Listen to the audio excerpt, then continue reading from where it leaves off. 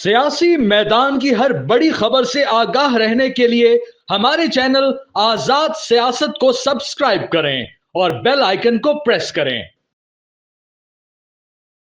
राना सनाउल्लाह एक बहुत ज़हीन और बहुत गहरे सियासतदान है। उनका ये कहना, इशारा देना कि इमरान खान को सिक्योरिटी या सेहत की वजह से किसी और जगह मुंतकिल किया जा सकता है, ये बुनियादी तौर पर उन्होंने एक अपनी हुकूमत को मुस्तकबिल की शर्मिंदगी से बचाने के लिए उन्होंने एक तरह की ग्राउंड प्रिपेयर की है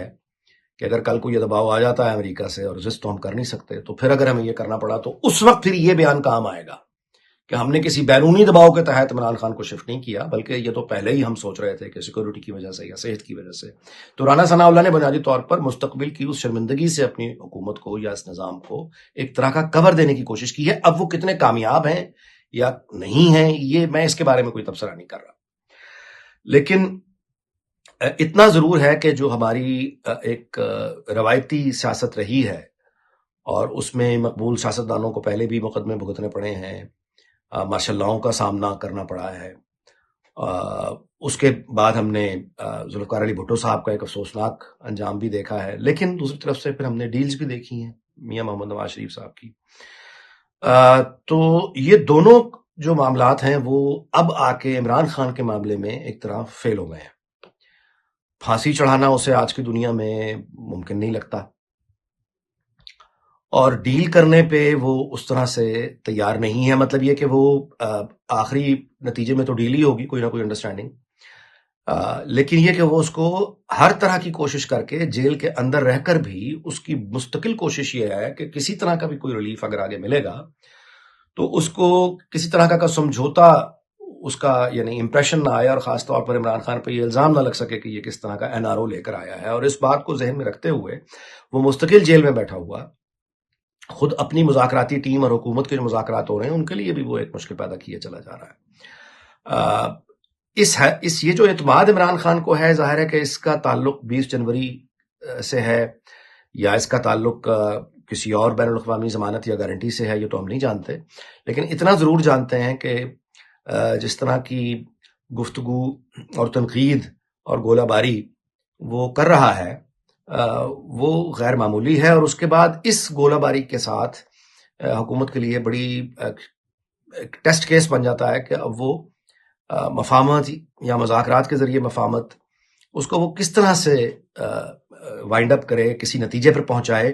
कि लग तो ये रहा है कि हुकूमत एनआरओ मांग रही है, तो अब वो इस इंप्रेशन से कैसे बचते हैं, ये उनका इम्तहान है। जावेद लतीफ़ साहब का ये बार बार दोहराना कि 8 फरवरी को उन पर दबाव डाला गया था, हुकूमत ज़बरदस्ती बनवाई गई थी, जनरल फैज़ का एक किरदार था, उनके लोगों को हराया गया या उनको खुद हराया गया, और इस तरह की जो गुफ्तगू है सारी की सारी, ये बेसिकली सबूत है कि नून लीग और सियासी अकल का जो ताल्लुक है वो उतना ही गहरा है जितना किसी का चाय का कप गहरा हो सकता है, या ज़्यादा से ज़्यादा ये कि कोई लस्सी का गिलास गहरा हो सकता है। यानी इससे ज़्यादा अकल का ताल्लुक नून लीग के साथ नहीं है। मैं आपको उसकी वजह बयान कर देता हूँ। ये चाह ये रहे हैं, यानी ये जो जावेद लतीफ़ साहब की गुफ्तगू पूरा रिफ्लेक्शन है कि एक ही वक्त में दो ऐसी कश्तियों की सवारी करनी है जिनकी जो समत है वो बिल्कुल अपोजिट है।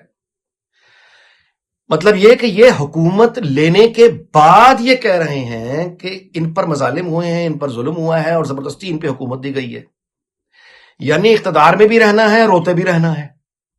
वो हमदर्दियां लोगों की जो किसी अपोजिशन लीडर के साथ होती हैं आमतौर पे, ये वो हमदर्दियां चाहते हैं हुकूमत में रहते हुए। अच्छा, अब मामला ये है कि अगर तो ये साबित कर रहे हैं, हमने मान ली इनकी बात कि 8 फरवरी को जबरदस्ती आपको हुकूमत दे दी गई और आप इतने बच्चे काके थे कि आपने हुकूमत ले ली जबरदस्ती, और जबर करके आपको इख्तिदार दे दिया गया और आप इतने वो निकले, चले मान ली आपकी बात। तो सवाल फिर ये पैदा होता है कि आप एतराफ कर रहे हैं कि आप इस कदर बौने हैं, इस कदर कमजोर हैं कि जब आप पर दबाव आता है तो आप रेजिस्ट नहीं कर सकते। बात यह है कि हमारे कल्चर में जब आप इख्तिदार को कबूल कर लेते हैं तो आप क्या जो माजी पे जो भी आपके साथ मजालिम होते हैं, जो कुर्बानियां आपने दी होती हैं, उनकी कीमत अब आपने वसूल कर ली है, सूद समेत वसूल कर ली है। जब आपने कीमत वसूल कर ली है और हुकूमत में आ गए हैं तो अब आपकी ये जो चाहत है कि लोग आपके साथ दाड़े मार मार के रोए, ऐसा नहीं होता। जब आपने कीमत वसूल कर ली تو اب رونا کس بات کا ہے؟ مزید کیا چاہیے آپ کو؟ یہ لوگ نہیں اس طرح بے وقوف بنتے. دوسری طرف جس سے مقابلہ ہے وہ جیل میں بیٹھا ہوا ہے. وہ جیل میں بیٹھ کے بھی اپنی ٹرمز ڈکٹیٹ کرانے پر مصر ہے. ٹرمز ڈکٹیٹ ہوگی نہیں ہوگی یہ ایک علیحدہ بات ہے، لیکن آپ کو کہیں یہ امپریشن لگتا ہے وہ جیل میں ہونے کے باوجود وہ اپنا امپریشن مستقل یہ بنا رہا ہے، وہ کسی دباؤ میں نہیں آئے گا. یہ حکومت میں رہتے ہوئے ماتم کر رہے ہیں کہ ہائے ہم مر گئے، ہائے ہم مر گئے. تو یہ کس طرح کی اسٹریٹجی ہے؟ یہ کتنی کامیاب ہوگی؟ اس کا جواب آج میں موجود ہے. آج جتنے یہ مقبول ہیں نون لیگ والے، بس یہی ان کا مستقبل بھی نظر آ رہا ہے. جس طرح کی حرکتیں ہو رہی ہیں، جیسے جیسے 20 جنوری قریب آ رہی ہے، ہم ایک پینک دیکھ رہے ہیں حکومتی حلقوں میں. اچانک لوگ جو ہیں وہ اعلان کرنا شروع ہو گئے ہیں کہ عمران خان پہ مزید سختی آئے گی اور کسی طرح کی ڈیل ممکن نہیں ہوگی، اور یہ کہ وہ سزا کی ساری مدت پوری ہوگی وغیرہ وغیرہ. اور ایک دم سے حکومتی ترجمانوں کا اس طرح کے دعوے کرنا جیسے جیسے 20 جنوری قریب آ رہی ہے، یہ ایک بوکھلاہٹ، ایک گھبراہٹ کا آپ یوں کہیے عکس ہے، یہ ریفلیکشن ہے. اور اس کے اندر یہ ایک پہیلی ہے بنیادی طور پہ حکومت کے لیے بھی ہے، باقی سیاسی جماعتوں کے لیے بھی ہے، کہ عمران خان جو ہے وہ جس طرح سے امریکی امداد یا سپورٹ پر ڈیپینڈ کر کے بیٹھا ہوا ہے، کیا امریکہ یا نئی جو ٹرمپ حکومت ہے کیا وہ بھی اس طرح ابلائج کرے گی یا نہیں؟ ابھی جو نئی ڈیولپمنٹ ہے وہ ان کے اپنے اندر، امریکہ کے اندر جو ایک نیچرل ڈیزاسٹر آ گیا ہے لاس اینجلس میں، وہ تباہی بہت بڑے پیمانے پر ہوئی ہے. اور یہ جو قیاس کیا جا رہا تھا کہ ڈونلڈ ٹرمپ کی ترجیحات میں یوکرائن پہلے ہوگا، یا اس کی ترجیحات میں غزہ اور مڈل ایسٹ پہلے ہوگا، یا ایران پہلے ہوگا، اب ہمیں معلوم ہے، صاف نظر آ رہا ہے کہ اس کی ترجیحات میں سب سے بڑا چیلنج فی الحال تو امریکہ کے اندر ہوگا، اور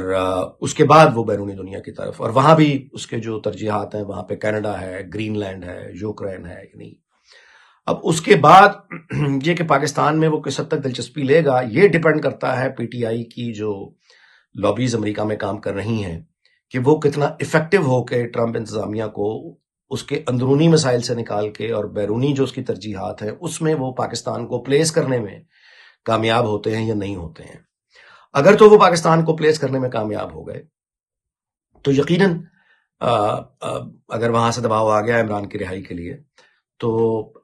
پاکستان کے لیے بڑا مشکل ہو جائے گا. اور میں یہ بھی گزارش کرتا چلوں کہ یہ کہنا کہ عمران خان کی رہائی کے بدلے میں ہم امریکہ سے کوئی دہاڑی لگانے میں کامیاب ہو جائیں گے کہ وہ ہمیں کچھ ارب ڈالر بھی دے دے بدلے میں، اچھا پھر عمران خان کو چھوڑ دیتے ہیں تو ہمیں کیا ملے گا، میرا نہیں خیال کہ پاکستان کے پاس اتنا گنجائش موجود ہے کہ وہ عمران خان کی رہائی کے بدلے میں امریکہ سے کچھ منوانے کی پوزیشن میں ہو. تھوڑی بہت ریلیف کا تو میں کچھ کہہ نہیں سکتا، لیکن کوئی بڑی یہ جو لوگ دیکھ رہے ہیں امیدیں لگا کے، میرا نہیں خیال کہ اس کے بدلے میں پاکستان کو بڑی ریلیف لینے میں کامیاب ہو جائے. پیر کو جس کیس کا فیصلہ سنایا جائے گا القادر یونیورسٹی اور وہ 190 ملین پاؤنڈ کا، انفارچونیٹلی ہمارے ہاں جو معاملہ زیر بحث ہے اس کیس کے حوالے سے بھی، وہ بھی یہی ہے کہ کون کتنا دلیر ہے، کون کتنا خوفزدہ ہے، پارٹی کے ساتھ کون کتنا وفادار ہے، بے وفا ہے. یہ قبائلی طرز سیاست ہے، قبائلی طرز جمہوریت ہے کہ کیس کے میرٹ پر بات ہی نہیں ہو رہی کہ وہ 190 ملین پاؤنڈ جو تھا وہ برطانیہ میں نیشنل کرائم ایجنسی نے پکڑا ہوا تھا، اس نے بھیجا تھا. یعنی یہ تو ثابت ہو چکا تھا کہ یہ پیسہ جو برطانیہ میں آیا ہے یہ جائز نہیں ہے. وہ پیسہ واپس جاتا ہے اور اس کے بعد پھر وہ سپریم کورٹ کے اکاؤنٹ پہ پہنچ جاتا ہے، اور اس کے بعد ہم دیکھتے ہیں کہ 450 کنال زمین جو ہے وہ ملک ریاض کی وہ مل جاتی ہے ایک روحانی یونیورسٹی کے لیے. وہاں پہ بھی کوئی غور کرنے کو تیار نہیں ہے کہ عمران خان صاحب کا ویژن جو اپنی یوتھ کے لیے ہے وہ ایک روحانی یونیورسٹی ہے. مطلب یہ کہ آپ کو ملنگ بنا کے مارکیٹ میں دنیا سے مقابلہ کرنا ہے. ملنگوں کی ہمارے پاس کمی ہے، اور روحانی یونیورسٹی میں اگر آپ ملنگ نہیں بنائیں گے تو پھر کیا بنائیں گے؟ یعنی اس کے کیا سبجیکٹ ہوگا، وہ کس طرح روحانیات، یعنی کون سے دنیا کے صوفی بزرگ ہیں جو خانقاہیں تو ہوتی تھیں لیکن یہ کس مطلب وہ زیر بحث ہی نہیں ہے. سرے سے زیر بحث انفارچونیٹلی یہ ہے کہ بہادر کون ہے، دلیر کون ہے، بزدل کون ہے. اچھا اب وہاں پہ آ کے جب آپ دیکھتے ہیں تو وہاں پہ معلوم یہ ہوتا ہے کہ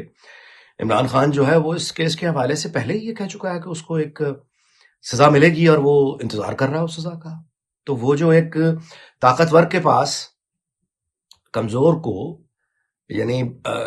گفتگو کرنے کے لیے یا منانے کے لیے، جھکانے کے لیے طاقت ہی ہوتی ہے نا. آپ ڈرا سکتے ہیں، لیکن جب دوسرا آدمی انکار کر دے ڈرنے سے اور وہ اس کا مذاق اڑانا شروع کر دے تو آدھا تو مسئلہ ہی یعنی وہ جو مقصد ہے فوت ہو گیا.